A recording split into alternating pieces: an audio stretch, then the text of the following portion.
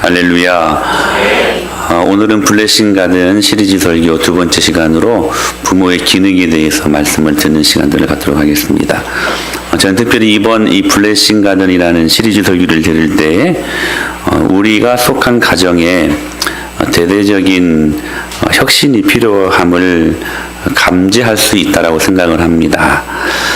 분명 잘 세워진 가정이라고 생각을 했는데 말씀을 들어보니까 물이 새는 곳도 있는 것 같고 여기저기 보수할 곳을 발견할 수도 아마 있을 것입니다. 그런 의미에서 말씀을 들을 때에 우리 가정이 이 말씀대로 좀 고치겠다 하는 결단을 갖고 말씀을 들을 수 있게 되기를 바랍니다.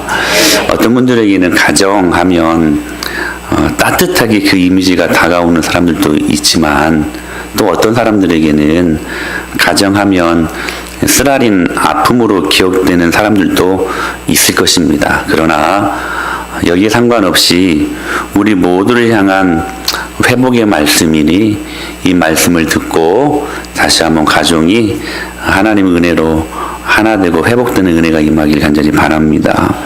그러므로 이 블레싱 가든이 되기 위해 우리 가정들이 먼저 저와 매번 이 설교를 들을 때마다 약속하는 것이 있습니다. 하나는 성경 말씀이 여러분의 가정의 가훈이나 지금까지 알고 있던 노하우보다 더 지혜롭다는 사실들을 인정하실 수 있어야만 합니다. 몇백 년, 몇십 년 동안 이어온 가훈이나 우리 가정의 그런 이어오는 가풍이라 할지라도 절대로 성경 말씀보다 더 지혜로울 수는 없기 때문에 그렇습니다. 하나님의 말씀을 따르는 것이 지난 세월 동안 우리 가정을 지배하던 가훈이나 가풍을 따르는 것보다 훨씬 현명하다는 사실들을 인정하실 수 있게 되길 바랍니다. 그거 약속하는 거예요. 두 번째는 나와 결혼한 가정을 이룬 이 가정관, 결혼관이 하나님이 본래 의도하신 설계도와 얼마나 차이가 있는지 우리는 확인할 수 있어야만 할 것입니다.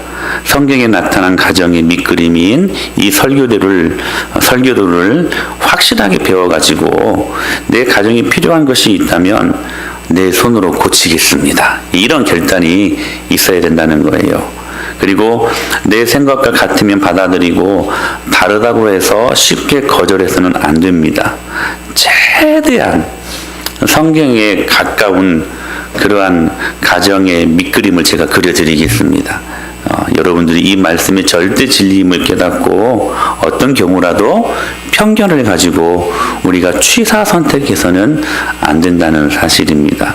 그런 의미에서 오늘은 우리가 어버이 주일로 지킵니다. 저마다 가슴에 꽃을 꽂으셨는데 우리 김무성 성도님 안 꽂히는 그렇구나. 저는 목사라고 꽃을 더 많이 이렇게 막 해줘가지고 여기 지금 무거워 지금 무거워가지고 이렇게 막 추스려야 돼. 참 감사하고 어버이 주일로 지키는 주일인데 성경이 부모의 존재에 대해서 어떻게 말씀하시는가 이 부분들을 우리가 좀 깊이 있게 살펴볼 필요가 있을 것 같습니다. 특별히 하나님이 세우신 가정과 연결해서 우리 부모의 존재를 한번 생각해 봐야 되는데 우리는 지난 시간에 하나님께서 가정을 세우신 목적에 대해서 두 가지를 말씀드렸습니다. 하나는 행복이 아니라 거룩을 위해서 우리 가정을 세우셨다. 그리고 거기에서 나오는 거룩한 씨앗들이 다음 세대를 계승하게 하기 위해 가정을 세우신 것이다 라는 것을 말씀을 드렸습니다. 그런 의미에서 이 거룩한 씨들인 우리 자녀들에게 우리 부모들이 어떠한 존재가 되어야 할 것인가를 배우는 것은 굉장히 중요한 일이라고 생각을 하게 됩니다. 특별히 이 일들에 대해서 오늘 본문 출애굽기 20장은 10계명이 들어있는 말씀인데 이 10계명 중에 5계명에 하나님의 나라를 이루어가야 하는 부모들에게 하시는 아주 진중한 말씀이 소개되고 있습니다.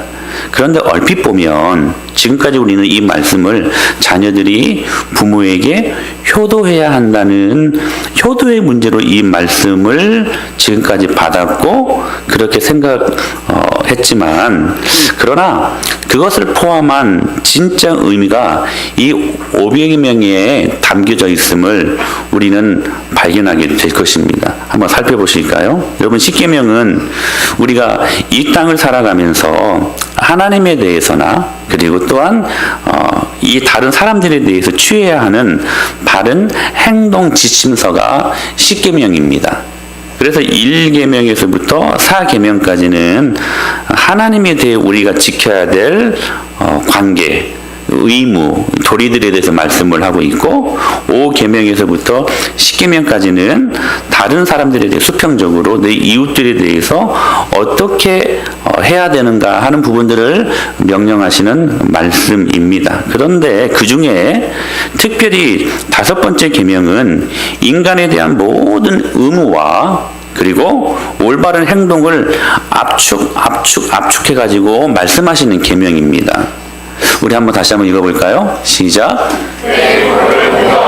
그리하면 내 하나님 여호와가 내게 준 땅에서 내 생명이 길리라. 이 말씀은 우리가 흔히 알듯이 자녀가 부모에게 대한 행동만을 말해 놓은 것이라고 생각하는데 그것만이 아니라는 것입니다. 그러니까 한 사람이 다른 사람들에게 어떻게 행동해야 하는가에 대한 모든 것을 포괄하여서 요약해 놓은 계명이 5번째 계명입니다. 여러분, 우리의 모든 인간관계 속에는 나보다 윗사람이 있고, 그렇죠? 나보다 아랫사람이 있고, 또 나랑 동등한 사람들이 있습니다. 그것은 나이에서도 나보다 연장자가 있고 나랑 똑같은 사람이 있고 나보다 밑에 있는 사람들이 있습니다. 나이 면에서도. 그리고 여러분 또한 학년에서도 나보다 윗학년이 있고 같은 학년이 있고 아래 학년이 있죠. 그러니까 우리의 모든 관계는 윗사람이 있고 동등한 사람이 있고 아랫사람이 있다는 사실입니다. 회사를 가면 직책도 그렇지요. 군대에 가면 계급도 그렇습니다. 그러니까 우리의 삶에는 모든 관계들이 이렇게 여러분 윗사람의 관계, 동등한 관계, 아랫사람의 관계로 그렇게 나뉘어져 있다는 사실입니다. 이러한 관계 속에서 먼저 아랫사람들을 잘 돌보고 지켜야 할 그런 책임이 있는 사람들에게 하나님은 무엇을 주셨냐면 하나님의 권위를 주셨습니다. 그래서 이 하나님의 권위를 그렇게 주셨고 이 사람들에게 하나님을 대리하는 책임을 맡겨주셨다는 사실입니다. 사실 이 세상에서 우리 사람들보다 더 권위 있으신 분은 오직 하나님 한 분밖에는 없습니다. 믿으십니까? 그래서 하나님께 대하여 순종해야 한다는 것에도 결코 이의가 있을 수 없는 일이죠. 하나님은 우리 삶에 대해 권위를 가지시고 다가오시는 분이십니다. 그래서 그분이 이렇게 살아야 한다는 것과 또한 이렇게 살지 않으면 안 된다는 명령을 하실 수 있는 분이 하나님이시고 또 그 명령에 우리의 순종을 받기에 합당하신 분이 하나님 한 분이십니다. 그래서 우리는 이 하나님이 하시는 말씀을 마땅히 지키고 순종하고 그 명령을 주신 하나님을 존중하고 사랑해야만 하는 존재들이 저와 여러분들입니다. 그렇게 하나님의 권위로 오늘 또 다가오신다는 사실입니다. 그런데 하나님께서 사람을 만드시고 그 사람들 사이에 그 관계 속에서 이런 하나님의 권위를 대표할 수 있는 사람들을 세우셨습니다. 우리의 삶의 모든 영역에 자신의 권위를 대리할 하나님의 권위를 대표할 사람들을 세워주셨는데 가정에서는 누구예요? 부모님이십니다. 그렇죠? 부부관계 속에서는 누굽니까? 부인하고 싶지만 남편입니다. 국가에서는 여러분 통치자들입니다. 그렇죠? 그리고 직장에서는 이거 정말로 부인하고 싶지만 상사들입니다. 그리고 교회에서는 목회자로 세워진 그러한 권위들입니다. 그러므로 우리는 이 권위 앞에 순종해야 된다라는 것을 포괄적으로 아울러서 하시는 말씀이 이 5계명에 해당되는 말씀이라는 사실이에요. 자, 보세요. 로마서 우리 한번 말씀 보실까요? 시작.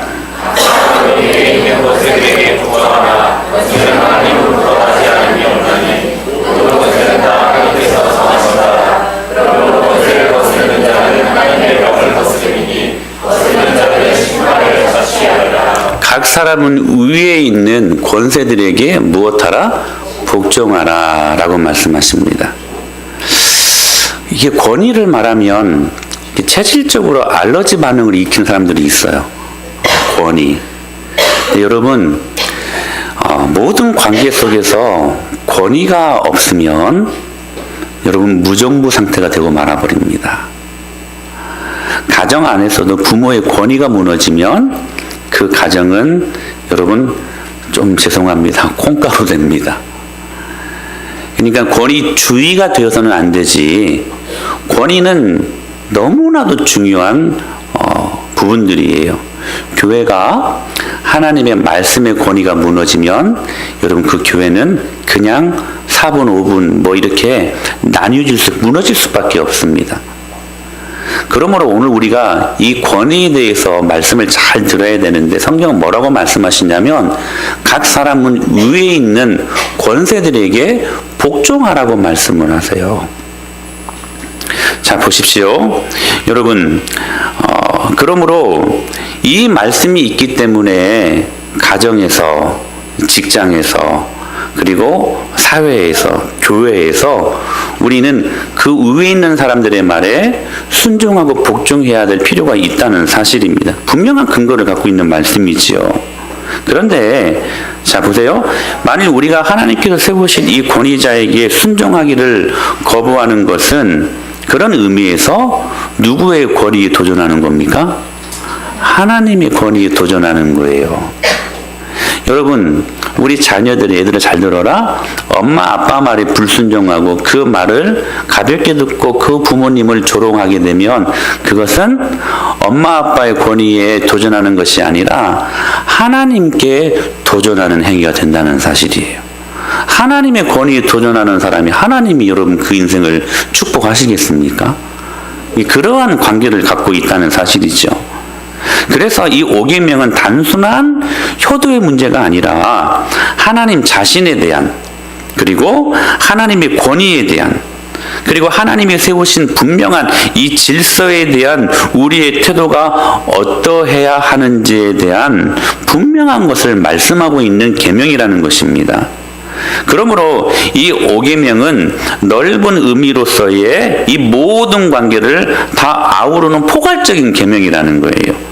그 많은 관계 중에 가장 중요한 샘플로 하나를 뽑았는데 그게 뭐냐면 부모, 자녀 간의 관계에 있어서의 권위를 말씀하시는 거예요. 가장 먼저 가정 안에서의 질서, 부모와 자식의 관계에서부터 우리가 생각해 보자는 사실이에요. 가장 기본적인 관계니까. 하나님은 여러분 기억하십시오. 모든 부모에게 권위를 주셨습니다. 아멘.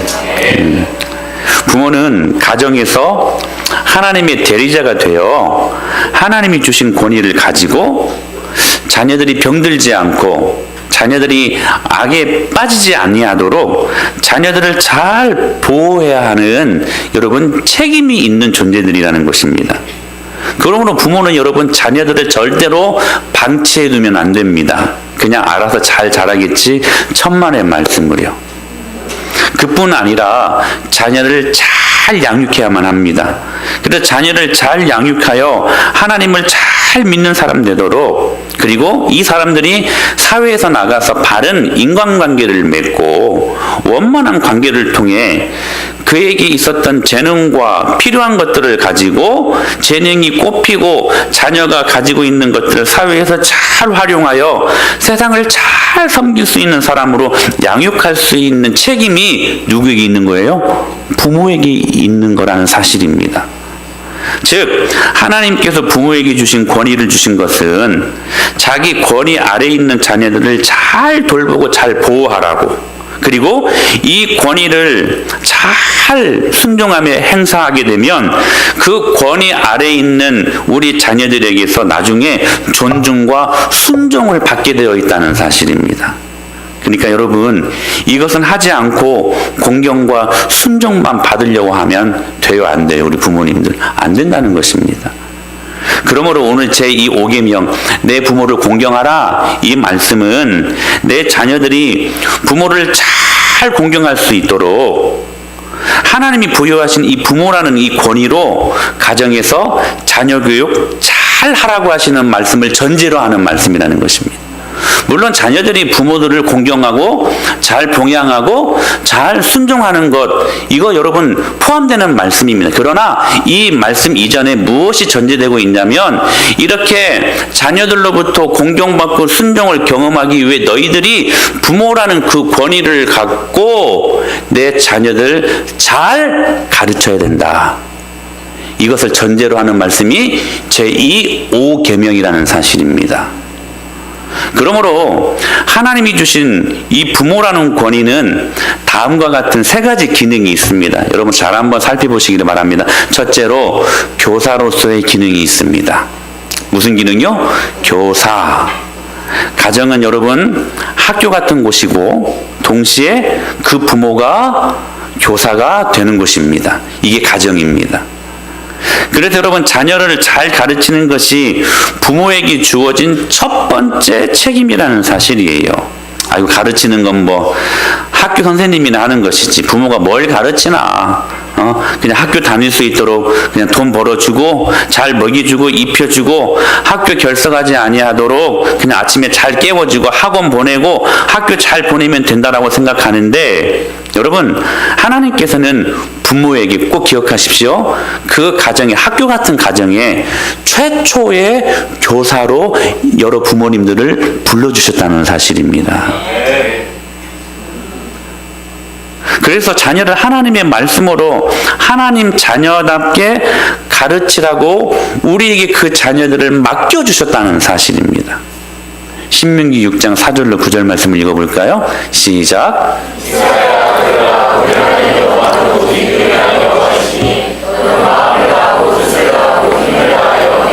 여호와를 사랑하라. 오늘 내가 내게 명하는 이 말씀을 너는 마음에 새기고 내 자녀에게 부지런히 가르치며 집에 앉았을 때이든지 길을 갈 때이든지 누워 있을 때이든지 일어날 때이든지 이 말씀을 강론할 것이며, 너는 또 그것을 내 손목에 매어 기호를 삼으며 내 미간에 붙여 표로 삼고 문설주와 바깥문에 기록할지니라.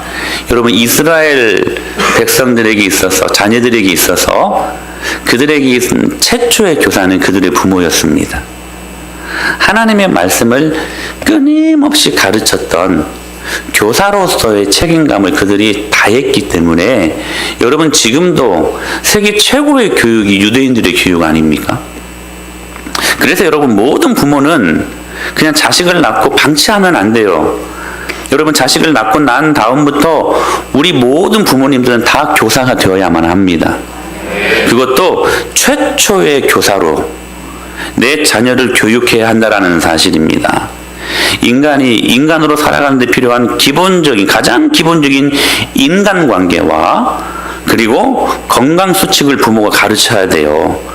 여러분 인성도 가르쳐야만 합니다. 언제부터요? 태어나면서부터. 뭐 그렇게 태어나면서부터 가르쳐야 하는가? 아닙니다, 여러분.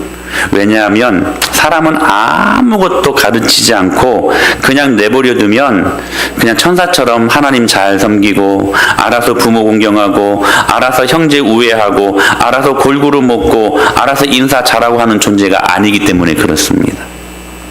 절대 그렇지 않아요. 여러분 가만히 그냥 두면 우리 자녀들은 씻지 않고, 여러분 그래도 신혼이가 이가 참 많이 골아요. 뭐라고 말해야 되나? 괜찮아, 건강해. 왠지 아세요? 어렸을 때부터 사모가 이 양치는요 그냥 죽었다 깨어나도 시켰어요. 막 곤히 잠자고 있는 아이가 만약에 양치 안 했다면 깨워가지고 양치를 시켰어요. 그러니까 여러분 우리의 본성은 뭐냐면 가만히 놔두면 양치 안 해요. 우리 아이들 씻지 않아요. 가만히 놔두면 지저분하게 행동하게 되어 있어요. 거칠고 가만히 놔두면 혼자 다 먹으려고 맛있는 거 욕심부리며 살아가는 것이 우리 아이들이에요. 여러분 이게 엔트로피 법칙 아닙니까? 모든 질서는 무질서로 흐르게 되어 있다. 여러분 일주일 동안 우리의 예쁜 정원을 가꾸지 않아 보세요. 여러분 금방 잡초 때문에 그 정원이 망가져 버립니다. 망가져요. 그냥 방치해두면 훈련하지 않고 가르치지 않냐면 교사로서 코칭하지 않냐면 우리 자녀들은 방치되게 되어 있어요. 거칠게 되어 있어요. 지저분하게 되어 있어요. 그게 우리 인간이 왜 그런 줄 아세요, 여러분? 여러분, 우리 모두에게 죄성이 있기 때문에 그렇습니다. 일그러진 하나님의 형상, 죄성이 있기 때문에 그러므로 여러분 우리는 기본적인 인성교육이 부모로부터 바르게 양육받아야 되는 우리 자녀들의 모습이라는 사실입니다. 그러므로 여러분 유치원이나 학교도 여러분 그들의 모든 가르침도 부모의 연장선상에 있는 것이지 부모 교육에 절대로 여러분 분리해서 여러분 생각해서는 안 된다는 사실입니다. 그래서 여러분 아이가 잘못되면 내가 잘못 가르쳐서 그랬다고 말해야 되지 그냥 애문 그런 선생님들 탓하면 안 된다는 것입니다. 그러므로 여러분 부모가 된다는 것은 그냥 같이 낳고 그냥 먹고 사는 것이 아니라 자녀에게 최초의 교사로서 잘 양육할 권위를 하나님께로부터 받았다는 사실들을 기억하시기를 바랍니다. 특별히 우리 아빠들이 이 부분들에 대해서 끼어 있어야 돼요. 사회적인 구조가 우리 아빠들은 아침에 밥 먹고 출근해버리면 저녁 늦게 나오시잖아요. 그래서 모든 교육을 우리 엄마들이 맡아서 하는데 그래서 마치 엄마만 교사처럼 그렇게 각인하며 자녀들을 양육하는 가정들이 많습니다. 절대로 그렇지 않습니다. 여러분 믿음의 가정에 가장으로 우리 아빠들을 권위자로 세우셨습니다. 이게 아빠들이 정신 바짝 차리셔야 돼요. 그리고 최초의 교사로서 그 권위를 여러분들이 행사하실 수 있어야 여러분들의 자녀들이 믿음 안에 잘 자랄 수가 있다는 사실입니다. 우리 아빠들이 영적인 권위자로 이번 한 달 동안 부지런히 하나님의 말씀을 배울 때에 그렇게 여러분의 가정 속에 세워져 가는 은혜가 임하기를 바랍니다. 여러분 이 은혜를 위하여 기도하십시오. 그래야 가정이 잘 됩니다. 두 번째 어떤 기능이 있냐면 목회자로서의 기능이 있습니다. 사실 여러분 모든 교육 중에 가장 중요한 교육은 어떤 교육입니까? 신앙교육입니다. 그래서 여러분 가정은 최초의 교회이기도 합니다. 부모가 자녀를 잘 키우려면 반드시 신앙훈련해야 돼요. 그러니까 부모가 최초의 교사이면서 또한 최초의 목회자이기도 합니다.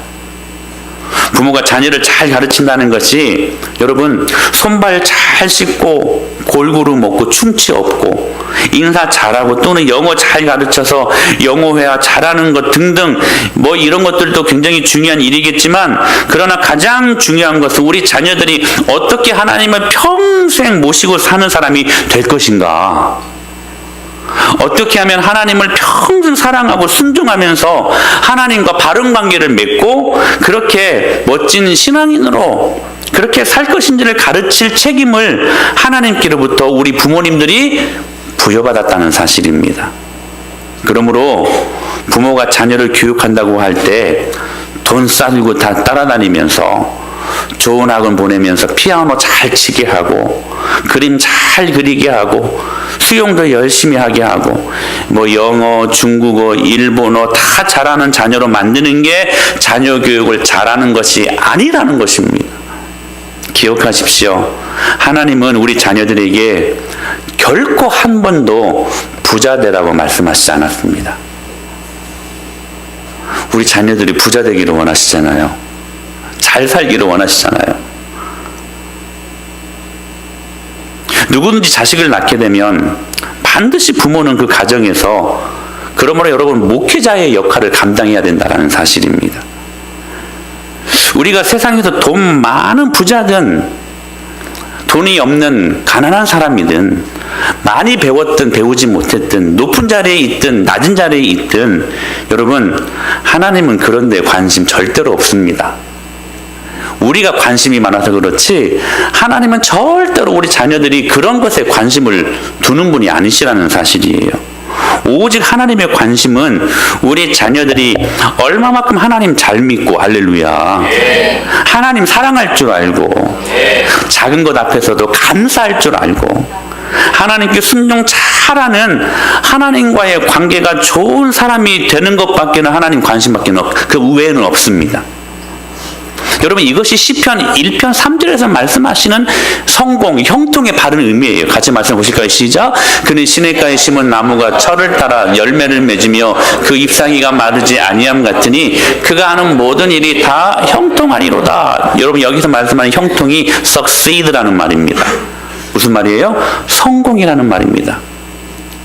무엇이 성공인가? 시냇가에 심은 나무가 철을 따라 열매를 맺고 잎사귀가 마르지 아니함 같으니 그가 하는 모든 이 모든 일이 뭐냐면 때로는 가물 때에도 있고, 때로는 여러분 풍부할 때도 있고, 때로는 배고플 때도 있고, 때로는 배부를 때도 있는데 우리 인생들이 그렇잖아요, 여러분. 근데 하나님의 관심은 뭐냐면, 우리 자녀들의 관심이 뭐냐면 이런 모든 극과 극이 되는 상황과 환경이라 할지라도 하나님 잘 섬기는 사람, 그 자녀들이 되기를 주님께서는 원하시고 그것을 성공이라고 말씀하시는 거예요. 여러분, 성공의 기준을 여러분 수정하실 수 있게 되기를 바랍니다. 정말 진짜예요. 여러분, 이 말씀 꼭 들으셔야 돼요. 우리가 지금까지 여러분 웰빙하면 잘 먹고 잘 사는 것이라고 이야기를 하잖아요. 웰빙 음식이 있고 이 웰빙 건강 다이어트도 있고, 그렇죠? 요즘에는 웰 다이도 있더라고요. 잘 죽는 것도 있더라고요. 다 모든 게 필요한 건데, 여러분, 웰빙이 뭡니까? 잘 먹고 잘 사는 것입니까? 성경에 말씀하는 우리 자녀들이 웰빙하는 기준은 뭐냐면 하나님 말씀에 순종하며 사는 것입니다. 어떠한 상황 속에서도 그 하나님의 말씀이 기준이 되어서 하는 모든 일들 속에 하나님의 은혜가 머물러서 그 하나님을 붙들 수 있는 그러한 자녀들 말입니다. 이게 웰빙 아닐까요, 여러분? 여러분, 신앙보다 세상의 성공을 더 중요하게 생각하는 사람들에게 최고의 관심은 뭔지 아세요? 좋은 교육밖에 없습니다. 좋은 학교밖에 없습니다.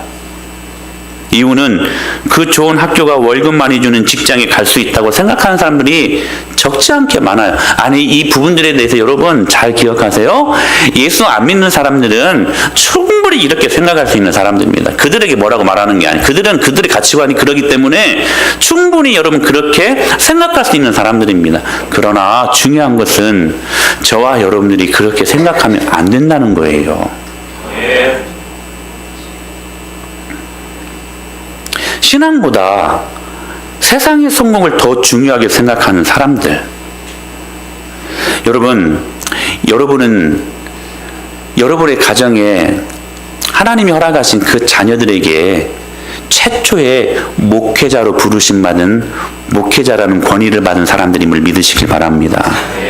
이 권위를 잊어버리면 안 된다는 거예요. 그러므로 여러분, 자녀를 정말로 잘 교육시키는 것은 뭐냐면 좋은 학교, 좋은 교육 찾는 그 열심보다 여러분 좋은 교회, 좋은 목사님 찾아주는 것입니다. 아멘. 아이의 평생 성공과 보장이 좋은 학교에서 나오는 것이 아니라 좋은 교회, 좋은 목회자를 만날 때 일어나는 일이라는 사실이에요. 사랑하는 여러분, 그러므로 여러분들의 모습들을 한번 잘 체크해 보십시오. 내가 정말로 하나님이 부여하신 목회자로서의 기능을 내가 부모로서 우리 자녀들에게 그 권위를 행사하고 있는가? 성경이 이렇게 말씀하십니다. 시작.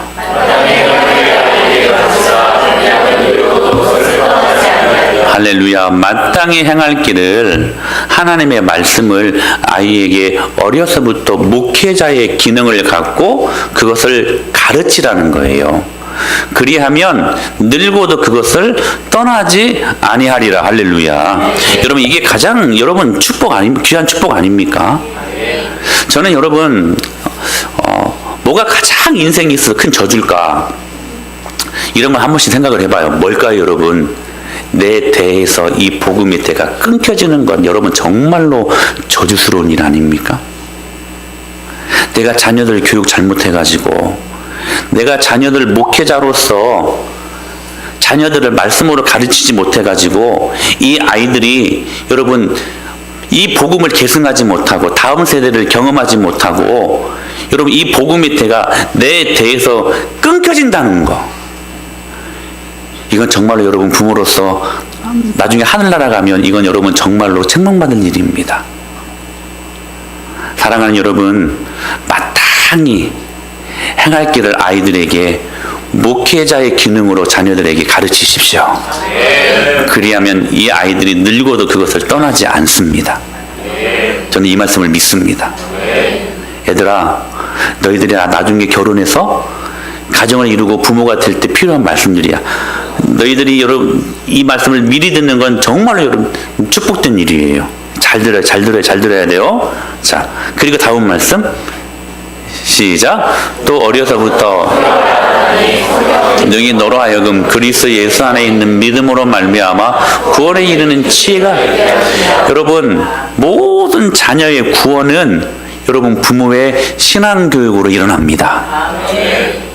여러분들은 여기 있는 목사가 아니라 가정에 최초로 부름받은 목회자라는 사실들을 여러분 잘 마음속에 간직하고 있어야 돼요.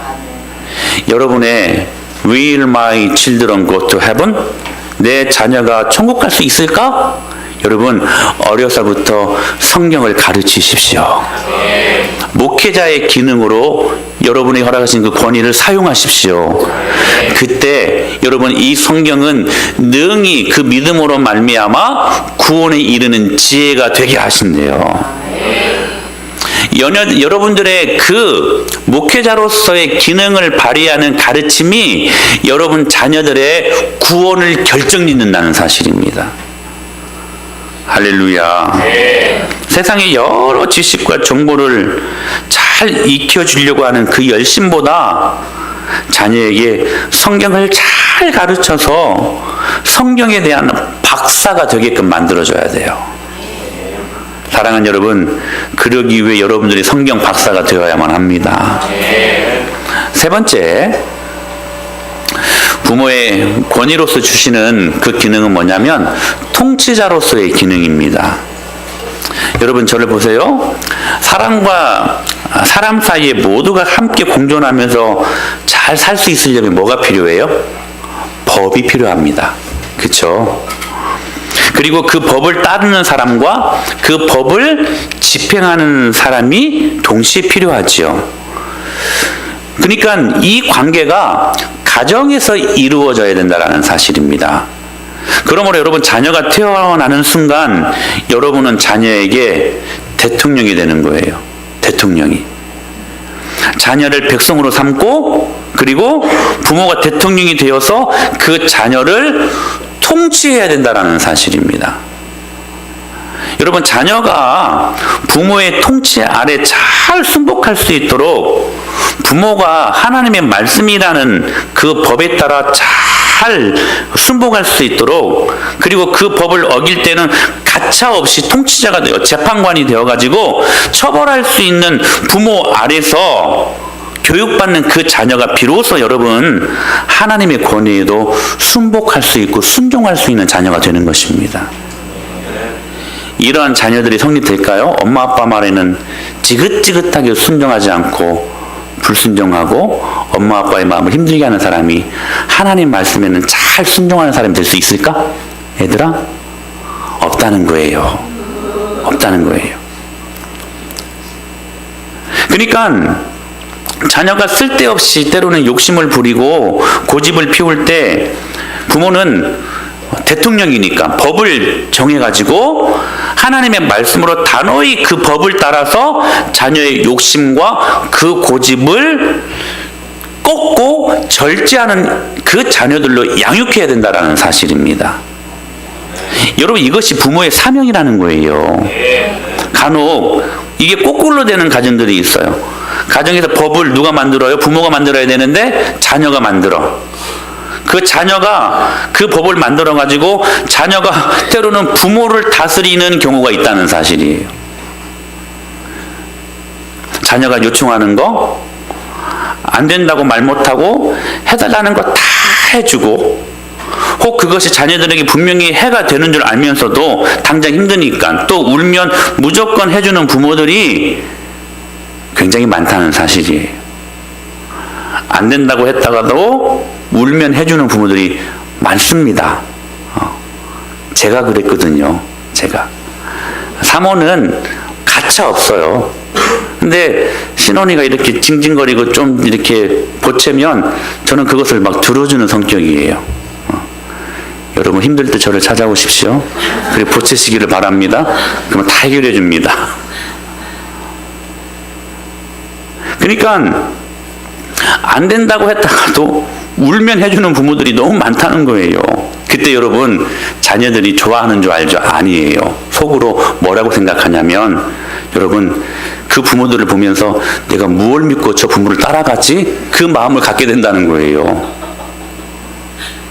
여러분 오히려 그 안에서 정서적인 안정을 누리지 못합니다.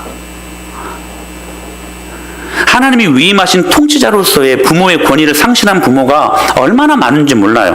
여러분 꼭 기억하십시오. 부모가 안 된다 하면 자녀들은 안 되는 것으로 알아야 돼요. 그렇게 자녀 교육을 해야 돼요. 근데 안 된다 하는데도 계속 하는 애들이 있죠. 안 된다 하는데도 계속해서 재차 3차 말하는데도 계속해서 징징거리고 짜증내고 계속해서 자기의 뜻을 관철시키려고 하는 아이들이 있지요. 여러분 이때 우리는 통치자로서의 기능을 발휘해야 돼요. 때로는 엄하게, 때로는 단호하게, 때로는 무섭게. 여러분 말로 계속해도 안 될 때는 그때 매를 들어야 됩니다. 아멘? 저희 장모님은요, 언젠가 신혼이 났고, 신혼이가 결혼한 지 한 4년, 5년 만에 났잖아요. 이게 귀한 아이니까, 뭐 다 귀하지만 죄송합니다. 장모님이 생각할 때 귀하다고 생각을 하니까 저는 막 선물 사갖고, 막 옥 사가지고 올 줄 알았거든요. 그런데요, 회초리, 진짜 그랬어요. 회초리 한 묶음을 끊어갖고 오셨더라고요. 저는 그게 얼마나 은혜가 됐는지 몰라요.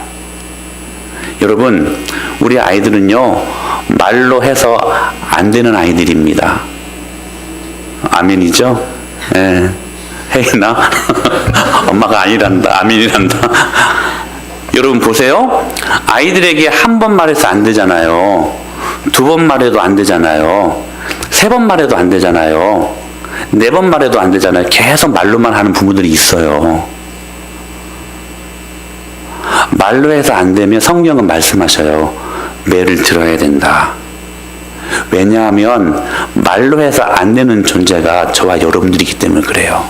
왜요? 죄성이 있는 존재들이기 때문에. 우리 하나님도 여러분들에게 그러시잖아요. 말로 해서 안 되고 또 말로 해서 안 되면 고난이라는 채찍질을 가하시잖아요. 되게 하시려고. 그래서 여러분 성경은 얼마나 이 매에 대해서, 회초리에 대해서 말씀하시는지 몰라요. 같이 말씀 보실까요? 시작.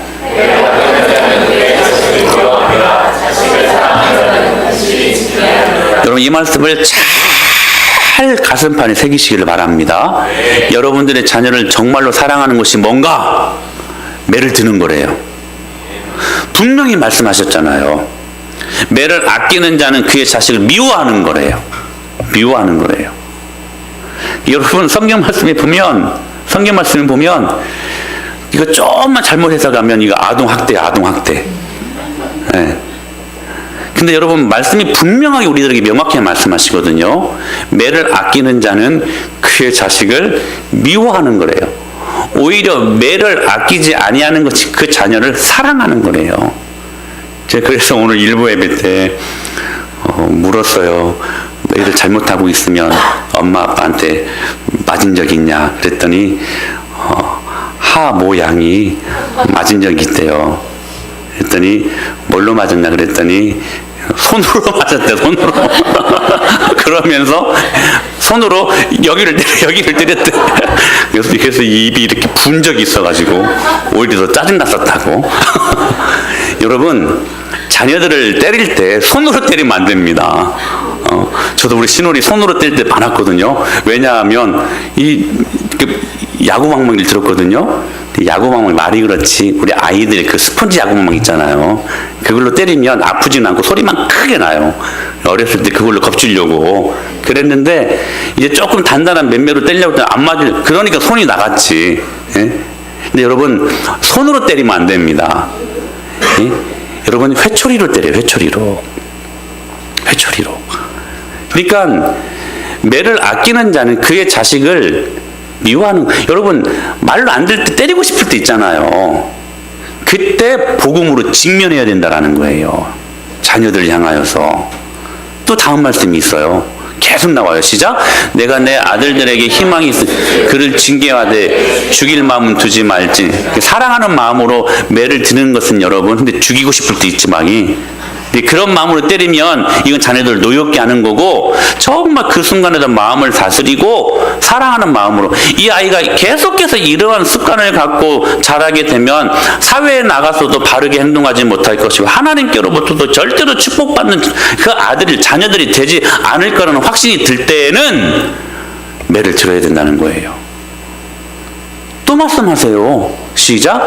아이의 마음에는 미련한 것이 얽혔으나 징계하는 채찍이 이를 멀리 쫓아내니라. 지긋지긋하게 죄의 요소들이 비춰지는 우리 아이들입니다. 얼마나 죄성이 있는 존재인지 몰라요. 때로는 여러분 그 영특하다고 하잖아요. 굉장히 영악한 일도 있습니다.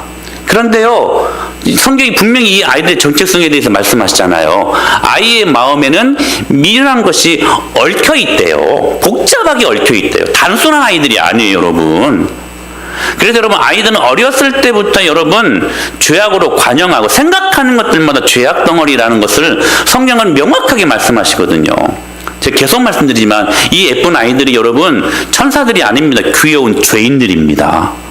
귀엽죠? 얼마나 예뻐요. 예쁜 그러나 죄인들입니다. 그러므로 이 미련한 복잡하고 해결되지 않은 이 죄성이 여러분 채찍으로 말미암아 제거될 수 있다는 사실입니다. 말로 해도 안 되면 하나님께서는 맴매를 들라고 말씀하셔요. 이것만 인정하십니까? 또 말씀하셔요. 시작.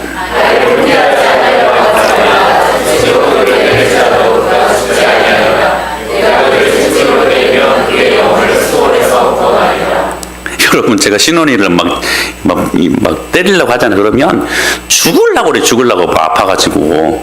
근데 여러분, 절대로 안 죽습니다. 아멘입니까? 여러분, 절대로 안 죽어요. 기억하셔요. 자녀들을 매로 잡아야 돼요. 그 잘못된 죄악된 것들을 매로 잡아야 돼. 아멘? 이것만 말씀하시면 또 말씀하세요. 시작. 채찍과 꾸지람이 지혜를 주거늘 그냥 마음껏 그냥 방치하고 네 마음대로 살아라. 그리고 네가 경험해라. 여러분, 아주 좋은 교육 같죠? 아니요. 그렇게 교육하면 임의로 행하게 버리는 자식은 그 결과가 뭐래요? 어미를 나중에 욕되게 하는 자녀가 된대요. 사랑하는 여러분, 통치자로서의 기능을 발휘하시길 바랍니다. 법을 정하세요. 하나님의 법으로, 말씀으로 법을 정하세요. 그리고 이 법에 어긋나는 행동이 있으면 여러분이 통치자의 기능을 그때 발휘하실 수 있어야 돼요. 그래서 여러분, 말하십시오. 한 번 말하고 두 번 말하고 세 번 말해도 안 되면 그때는 채찍으로 다스릴 수 있어야 된다는 사실이에요. 마지막으로 이렇게 말씀하십니다. 시작. 내 자식을 징계하라. 그리하면 내가 그가 너를 평안하게 하겠고 또 내 마음이 아멘 할렐루야. 여러분, 맴매로 다스리는 그 통치자로서의 그 부모의 기능을 발휘하게 되면 그가 너를 평안하게 하겠고 할렐루야. 또 내 마음에 기쁨을 주게 할 것이다. 세상에서 세상 법을 어기면 여러분 어떻게 됩니까? 잡혀가죠. 구속되죠. 그쵸? 어떤 사람들은 형벌받죠? 감옥에 갑니다. 여러분, 우리가 매로 훈육해야 할 때 안 때리면 우리 아이들이 이렇게 될 수 있다는 사실이에요. 여러분, 특히 순종은 매로 가르쳐야만 합니다. 순종은 자기 절제를 배우게 하고, 순종은 그 이기심과 욕심을 버리게 하며, 여러분, 순종은 나아가 하나님께 대한 순종으로 나아가게 한다는 사실이에요. 그러므로 여러분, 부모가 자식에게 살아갈 규율을 정해주는 것이지 자식이 법을 만들어가지고 자식 마음대로 살게 냅두어서는 안 된다는 사실입니다. 여러분, 소말리아라는 나라를 아시죠? 그 소말리아가 여러분 무정부 상태에 있습니다. 소말리아 하면 무엇으로 여러분 유명하죠? 해적으로 유명하죠. 무법천지가 되어버립니다. 정부라는 권위가 없어요. 법이 없어요. 그러니까요, 소말리아는 그냥 마음대로 사는, 그러자 여러분 무법천지가 되어버린 거예요. 누가 누구를 죽여도 뭐 그 상관없는 거예요. 이런 무정부 상태가 얼마나 우리에게 뼈아픈 아픔을 가져다 주는지, 우리가 통치자로서의 기능을 발휘하지 못한다면 우리 자녀들이 이렇게 된다는 사실입니다. 그러므로 여러분, 우리 부모가 이 세 가지 기능을 제대로 발휘하지 못한다면 이게 참 성경이 말씀하는 이 패러독스 같아요. 역설적으로 말씀하시는 것 같아요. 그냥 긍정적으로 말하면 이게 각인이 안 되니까 계속해서 부정적으로 말씀을 하시는 것 같아요. 우리가 교사로서, 두 번째 뭐요? 목회자로서, 세 번째 통치자로서의 이 권위를, 이 기능을 발휘하지 못하면 우리 자녀들이 어떻게 되냐면 이렇게 된대요. 시작. 아비를 조롱하며 까마귀에게 쪼이고 독수리 새끼에게 먹히리로라. 여러분, 진짜 무서운 말씀 아니, 우리 자녀들이 여러분 이렇게 된다는 거예요. 아비를 조롱하며 어미 순종하기를 싫어하는 자의 눈은 골짜기에 까마귀에게 쪼이고 독수리 새끼에게 먹히리라. 연말이 되면 송무영 스님이 들리며 전했던 교회에서는 이 말씀 뽑는 그런 이제 행사가 있어요. 근데 이제 부교육자들이 그 말씀 카드를 이제 뽑을 수 있도록 다 만들어 주는데, 성경에 좋은 축복의 말씀은 다 가져다 줍니다. 네. 저는 그거 부정적으로 보거든요. 무슨 뭐 점치는 것도 아니고. 근데 정말로 그것이 제 기능을 발휘하게 한다면 축복의 말씀뿐만 아니라 이런 말씀도 들어가야 돼. 예? 여러분 그러지 않습니까? 다 좋은 말씀만 있으면 다 좋은 말씀만 뽑잖아. 근데 정말로 그 말씀의 의미를 부여하려면 이런 말씀도 들어가야 되는 거 아니겠습니까? 그래서 딱 뽑았는데 이런 말씀이 보고 내가 이번 1년엔 우리 엄마 아빠 말씀에 잘 순종해야 되겠다. 그 떨리는 마음으로 이 말씀을 받고. 여러분, 이 말씀은요, 어떤 은유적인 표현의 말씀도 아니고 상징적인 의미도 아니고 실제로 이렇게 된다라고 말씀하세요. 여러분, 어떤 부모가 여러분의 자녀들이 이렇게 되는 삶을 살기를 원하는 부모들이 있겠습니까? 그런데 다시 첫째로 뭐요? 무슨 기능? 첫 번째? 두 번째? 세 번째? 이 기능을 부모가 발휘하지 못한다면 우리 자녀들은 이렇게 될 수밖에 없다는 사실이에요. 그 인물이 구약 성경의 엘리 제사장이라는 인물이었어요. 엘리는 제사장이었습니다. 다 잘 아는 이야기죠. 근데 그 아들에게는, 그 아버지에게는 두 아들이 있었어요. 누굽니까? 홈리와 비느하스가 있었습니다. 근데 이 홈리와 비느하스는 제사 드릴 때 막 예배를 회방하고 드려진 그 제물을 가장 맛있는 부위, 각진 부위를 막 지들이 막 빼내는 거예요, 막. 그래서 이것으로 막 지들이 먹고 막 팔기도 하고, 그래서 돈도 막 얻고. 그리고 그 일 하다가 좀 심심하면 이제 그 성전에서 그 회막에서 수종드는 여자들, 예쁜 여자들 있으면 여자들을 막 꼬셔가지고 그 여자들과 막 동침하고. 그러니까 여러분, 이게 얼마나 여러분 난립니까? 이 자녀들이 그런다면 이 엘리가 얼마나 마음이 아팠을까요? 그런데 여기에 대해서 엘리가 딱 한마디, 얘들아, 그리하지 마라. 그리하지 마. 그리고 난 다음에 또 그리했을 때 그 시제를 보게 되면 계속 반복형을 이야기하고 있거든요. 이게 계속해서 반복해서 그들이 그런 죄를 범했을 그 순간에 이 엘리 제사장이요, 그리하지 마, 그리하지 마 하고 난 다음에 몇 매를 들었다는 기록이 없어요. 그냥 그리하고만 말아버립니다. 그러니까 이 엘리 제사장이 최초의 교사로서, 목회자로서, 통치자로서 그 기능을 발휘하지 못했기 때문에 이 가정에게 여러분 어떤 결과가 임합니까? 이가봇, 하나님의 영광이 그 가정을 떠나버립니다. 여러분 얼마나 이게 무서운 결과예요. 이가봇, 하나님의 영광이 떠나버리는 가정, 여러분 상상하기도 싫은 여러분 가정 아닙니까? 그런데 이가봇되고 말았어요. 하나님의 영광이 그 가정에서 떠나버렸어요. 그리고 전쟁에 나가서 그 두 아들은 그냥 그 전쟁에서 전사하고 말고, 엘리는 그 소식을 듣고 깜짝 놀래가지고 떨어져가지고 목이 부러져서 죽고 말았어요. 이가봇, 하나님의 영광이 떠나버렸어요. 그 며느리는 임신했다가 그냥 사살해버리죠. 완전히. 사랑하는 여러분, 오늘 다시 한번 점검해 보십시오. 하나님이 여러분들에게 부여하신 그 부모의 기능, 첫째, 교사로서의 기능, 두 번째, 목회자로서의 기능, 세 번째, 통치자로서의 기능, 그 기능을 다시 한번 생각하시고 점검하시길 바랍니다.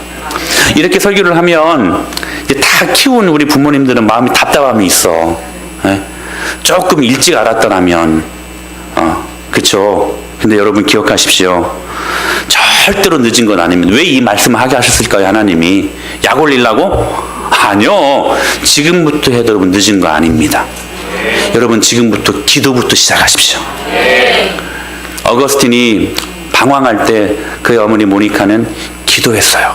그 기도로 어거스틴이 회심을 경험하고 우리 기독교의 위대한 신학자가 되지 않았습니까? 여러분 늦었다고 생각할 때 기도부터 시작하십시오. 자녀들이 잘 될 것입니다. 또 한 가지, 교사로서 그리고 목회자로서 통치자로서 그 기능을 잘 발휘할 수 있는 하나님이 허락하신 위대한 도구가 있습니다. 바로 가정 예배입니다.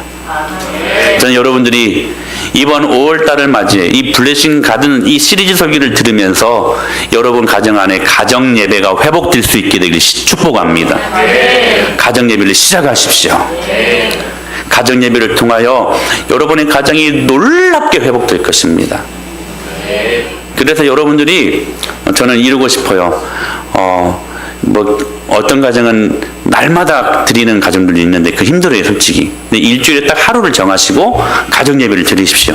그리고 가정 예배를 드리시고 인증샷을 찍으셔요. 그리고 우리 단톡방에 올려주세요. 그러면 바로 베스킨 라빈 31 아이스크림 먹을 수 있는 그 여러분 상품권을 드리겠습니다. 진짜 여러분 이게 정말로 중요한 일이기에 이렇게 하는 것입니다. 때로는 아빠가 안 믿어도 엄마랑 아빠랑 아들이랑 같이 예배하십시오. 그리고 예배하는 게 여러분 복잡한 게 아니에요. 우리 맥체인 성경기표로 말씀이 있잖아요. 그 말씀 읽고 은혜 받았던 거 한 가지 나누고, 그렇죠? 그리고 주기도문 하고 마치면 되는 거예요. 복잡하게 생각하지 마세요. 그 예배부터 시작되어질 때에, 그리고 그 말씀에서 우리에게 주시는 그런 교훈들을 자녀들에게 가르치고, 때로는 하나님의 말씀으로 훈육할 때에 그 가정이 놀랍게 변화되는 은혜가 임하게 될 것을 믿습니다. 우리 한번 해보십시다. 솔직히 목회자의 가정도 가정 예배 드리는 게 쉽지 않았어요. 저부터 하겠습니다. 저한테도 주시는 거죠. 여러분 한번 정말 이건 그냥 우스갯소리가 아니라 한번 그렇게 해보자는 거예요. 그래서 가정 예배가 회복되어 우리 가정 안에 주시는 참된 그 주님의 목적을 따라 우리 가정이 하나님 앞에 정말로 쓰임받는 그런 거룩한 하나님의 가정들 될 수 있게 되기를 살아계신 예수님의 이름으로 간절히 축원합니다. 아멘.